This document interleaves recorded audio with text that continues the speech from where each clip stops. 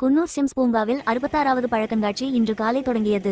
41.5 ton பழங்களை பயன்படுத்தி உருவாக்கப்பட்ட டைனோசர் பார்க் சுற்றுலா பயணிகளை பெரிதும் கவர்ந்து வருகிறது. பேரிச்சம்பழம், நெல்லிக்காய், ஆரஞ்சு, மாதுளை, எலுமிச்சை உள்ளிட்ட பழங்களால் டைனோசர், அதன் குட்டிகள் மற்றும் முட்டைகள் போன்ற வடிவங்கள் அழகாக வடிவமைக்கப்பட்டுள்ளன. மேலும் முகப்பு பகுதியில் பேரிச்சம்பழங்களால் உருவாக்கப்பட்ட பிரம்மாண்ட டைனோசர் அனைவரையும் வரவேற்கிறது. தென்காசி, கரூர், கிருஷ்ணகிரி, கோவை உள்ளிட்ட 8 மாவட்ட தோட்டக்கலைத்துறையினர் அரங்குகள் அமைத்து பல்வேறு அலங்கார காட்சிகளை பதிவு செய்துள்ளனர். இந்த பழக்கண்காட்சி வரும் 30ஆம் தேதி வரை நடைபெற உள்ளது. சுற்றுலா பயணிகள் அதிகளவில் வருகை தருவார்கள் என எதிர்பார்க்கப்படுகிறது.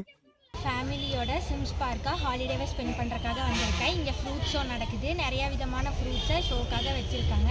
சின்ன குழந்தைங்க வரணும்னு நினைக்கிறவங்க வந்தாங்கன்னா அது அவங்களுக்கு பொழுதுபோக்காக மட்டும் இல்லாமல் நல்லா யூஸ்ஃபுல்லாகவே இருக்கும். அது மட்டும் இல்லாமல் நிறைய விதமான ஃப்ளவர்ஸை நிறையா கலரில் ரொம்ப அழகாகவே மெயின்டைன் பண்ணியிருக்காங்க.